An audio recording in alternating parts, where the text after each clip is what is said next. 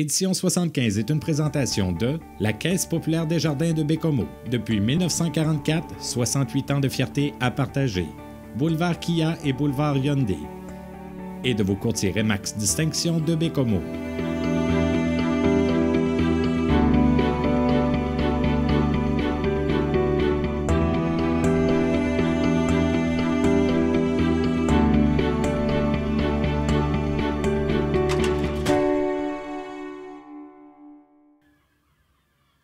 Aujourd'hui à l'émission, on vous parle de deux événements qui se dérouleront la fin de semaine prochaine à Bécomo, soit la journée porte ouverte du Club nautique, mais juste avant, on vous parle du festival Plateau en fête qui se déroulera les 24 et 25 août prochains. Ce sera à ce moment-là la 4e édition de l'événement et pour ce faire, on a rencontré un des membres du comité organisateur pour avoir tous les détails de la programmation. Alors, Patricia Lavoie, juste avant de parler, de dévoiler cette programmation, j'aimerais qu'on rappelle un peu les objectifs qui sont poursuivis par l'organisation de Plateau en fête, encore une fois cette année. En fait, l'objectif de Plateau en fête, c'est de créer une synergie au centre-ville, de créer un événement familial. Ça se veut un peu l'événement familial de l'été. C'est d'amener les familles à visiter le centre-ville, à avoir du plaisir également. Bien, parallèlement, ça crée un achalandage chez les commerçants et c'est beaucoup apprécié là, de la part autant des commerçants que des familles qui découvrent souvent des commerces qui sont moins connus. Et encore une fois, cette année, une super programmation pour toute la famille avec des activités, mais aussi des spectacles. Si on commence par le vendredi soir, bien, vendredi dans la journée, qu'est-ce que vous offrez? En fait, le site va ouvrir vendredi vers 18h30. Il y aura une courte cérémonie protocolaire vers 20h et par la suite, notre premier spectacle d'envergure, c'est celui de Jonathan Roy. Qui se sera sur la grande scène Envirothèque, directement sur la rue Bossé. Par la suite, ce sera suivi de la formation bécomoise Seven Deadly Sins.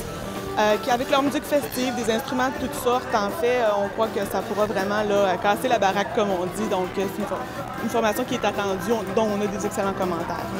Et probablement qui sera très apprécié de la jeunesse, Jonathan Roy aussi, qui risque d'attirer beaucoup de jeunes, puisque c'est la rentrée scolaire aussi. Et la journée familiale, elle, va se dérouler le samedi? Exactement. Le samedi, c'est une journée qui est entièrement familiale. Ça commence à 10h avec des structures gonflables directement dans la rue. C'est toujours très populaire. Cette année, on ajoute également un mur d'escalade pour les ados, donc un volet ado qui est ajouté pour les adultes également. Et contrairement aux années passées où il y a déjà eu un mur d'escalade, cette année, c'est entièrement gratuit grâce, entre autres, à la collaboration du 75e anniversaire de la ville de Bécomo. Il y aura également le spectacle de Tante Caroline en fin d'avant-midi. Il y aura un défilé de mode qui implique différents commerçants du centre-ville pour permettre encore une fois de découvrir ce qui est offert dans notre centre-ville du plateau. Et également du maquillage pour les enfants l'après-midi. Toutes ces activités-là sont entièrement gratuites, donc c'est une journée familiale gratuite pour tout le monde. Ça marque un peu la fin des vacances, également le retour de la routine, autant pour les étudiants que les travailleurs. Il y a un dîner aussi qui sera offert sur place grâce à la participation du Club Lion d'Haute-Rive. C'est un dîner à prix populaire pour les hot dogs, des maïs gratuits et donc comme ça de l'animation pendant tout l'après-midi. Et en soirée, le spectacle, le clou, je crois, de la fin de semaine, c'est vraiment le spectacle de Sylvain Cossette qui nous présente son spectacle Le meilleur des années 70. Donc c'est un spectacle, encore une fois, au sujet duquel on a d'excellents commentaires. Et ce sera suivi d'un DJ. L'an passé, c'est la première fois qu'on essayait ça, ça a été couronné d'un véritable succès, un DJ qui va faire danser les gens dans la rue jusqu'aux environs de minuit. Et, bon, vous l'avez dit, journée familiale encore une fois, mais on essaie d'attirer toujours de plus en plus de personnes. Je crois que l'an dernier, vous avez dit 7000 personnes, ce qui était au-delà de l'objectif fixé à 5000 personnes. Cette année, j'imagine qu'on veut encore surpasser l'objectif. C'est bien certain que 7000 personnes, ce serait déjà excellent, mais bien sûr, plus on en aura et mieux c'est pour l'organisation. On souhaite effectivement dépasser le 7000, mais on est toujours tributaire aussi de la température. C'est un événement qui se déroule entièrement à l'extérieur. Et une chose qui est très intéressante avec Plateau en fête, c'est l'implication d'organismes. Vous avez parlé des Lions, mais aussi, je pense, à une fondation ou à d'autres organismes qui sont associés avec l'événement. Est-ce que vous pouvez nous en parler un peu? Effectivement, c'est du donnant-donnant. C'est excellent autant pour l'organisation de Plateau en fête que pour les organismes communautaires impliqués. En fait, les Lions dont on parlait tantôt qui s'occupent du dîner du samedi, il y a également des membres du Club Lion d'Haute-Rive qui sont responsables de la sécurité sur le site tout au cours de la fin de semaine. Il y a la fondation de la commission scolaire qui s'occupe de la gestion des bars et la Maison des jeunes La Relève qui, de son côté, s'occupe de la cantine et du nettoyage du site. Donc, c'est excellent autant pour l'organisation, mais ces organismes-là en retirent aussi un bénéfice. Donc, c'est vraiment gagnant-gagnant pour tout le monde. Bon an, mal an, on est environ entre 30 et 40 bénévoles sur le site là, tout au cours de la fin de semaine. Et est-ce que, si jamais il y a des gens qui veulent être encore bénévoles, est-ce que c'est possible, ça? Bien sûr que oui. On peut contacter directement Nancy Leblanc, qui est la présidente de la SDC Centre-Ville du Plateau et également la présidente du comité, ou encore moi-même, Patricia Lavoie, à la commission scolaire.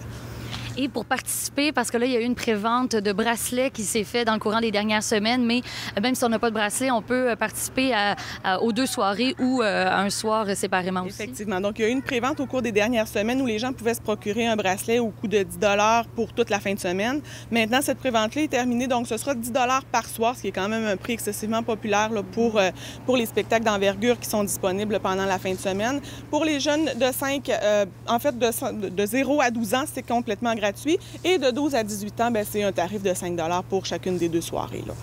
Donc, on convie les gens à l'invitation à participer 24 et 25 août prochain. Merci beaucoup. Merci beaucoup. C'est un événement à pas manquer.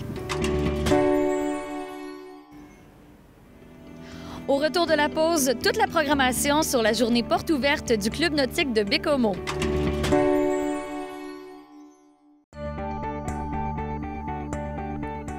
Le Club nautique de Baie-Comeau célèbre en 2012 ses 40 ans d'existence. Et pour l'occasion, il y a plusieurs activités qui seront organisées dans le courant des prochaines semaines, telle la journée porte ouverte qui se déroulera le samedi 25 août prochain.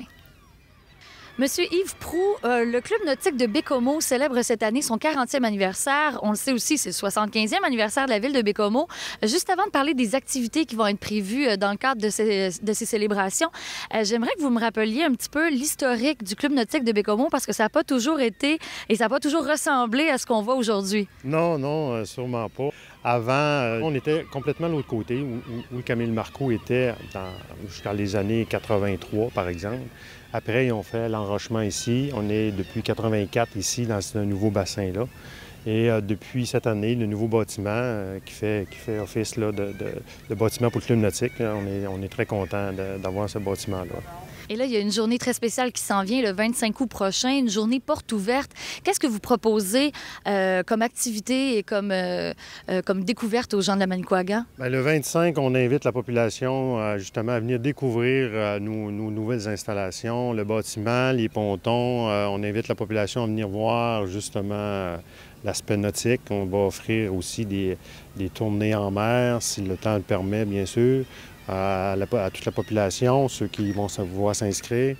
On invite les gens à venir voir justement les activités qu'on offre à eux. Il va y avoir des conférences sur les mollusques, par exemple. Il va y avoir des conférences sur les communications maritimes, ceux qui sont intéressés par le nautisme, justement, comment ça fonctionne.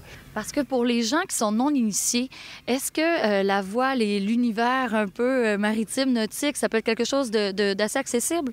Oui, justement, un des premiers, c'était moi qui ne pensais pas que c'était accessible à ce niveau-là. Puis, à un moment donné, je suis venu, puis j'ai rencontré les gens, puis à ma grande surprise, c'est ça, c'est plus accessible qu'on croit.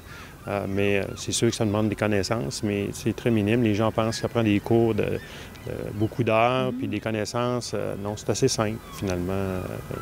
La vie maritime est à nos portes, on est à côté, puis on n'en profite pas assez. Je pense que les gens ne connaissent pas le côté maritime des choses, puis c'est pour ça qu'on veut faire une porte ouverte, que les gens puissent apprécier notre beau coin, notre belle région. Et vous parlez de sorties en mer, mais il y a aussi des courses qui sont prévues dans les activités englobant le 40e anniversaire. Oui, dans tout le mois de septembre, les dimanches, les bateaux, on va se regrouper pour faire des petites courses locales, juste en face du parc pour que les gens puissent nous voir, donc on soit visible aussi. Et puis, créer des activités entre les membres, là, c'est bien apprécié. Puis on invite les gens qui sont comme passagers, par exemple, ou équipiers, les gens que ça les intéresse, la voile, de venir nous rencontrer, de laisser leur nom, parce qu'il y a des capitaines de bateaux qui sont seuls et qui aimeraient avoir des équipiers. Donc, on invite les gens qui sont intéressés à la voile de venir donner leur nom pour embarquer à bord des bateaux dans ces courses-là. Et finalement aussi, il y aura l'inauguration dans ce magnifique nouveau bâtiment aussi de la station nautique. Qu'est-ce que c'est exactement? C'est un nouveau regroupement que le Club nautique va faire partie? Oui, la station nautique, c'est l'Association maritime du Québec, l'AMQ, qui inaugure justement le 25 août prochain la station nautique Manicouagan, qui va être la 11e station nautique inaugurée à l'ensemble du Québec. La station nautique, c'est un regroupement d'activités de nautisme qui part de Baie-Trinité jusqu'à Baie-Trinité. Donc, c'est tout territoire qui regroupe tous les plaisanciers et tous les intervenants au niveau maritime. On va inaugurer la station nautique ici le 25 août prochain. Avec probablement aussi encore beaucoup de projets pour vous et le Club nautique. Et puis, on vous souhaite un très bon 40e anniversaire et aussi, pourquoi pas, du beau temps pour le 25 août prochain. Et oui, je l'espère. C'est sûr que la voile et le maritime est assez lié à la température, mais on espère aussi avoir du beau temps. Puis on espère aussi que les gens vont venir nous visiter là-dessus. Merci beaucoup, M. Proulx. Ça fait plaisir. Pour obtenir toute l'information sur la journée porte ouverte du samedi 25 août, vous pouvez vous rendre sur le site Internet du Club nautique de Baie-Comeau ou encore sur le site fierdecélébrer.ca. Quant à moi, je vous donne rendez-vous exceptionnellement la semaine prochaine pour une autre émission d'Édition 75.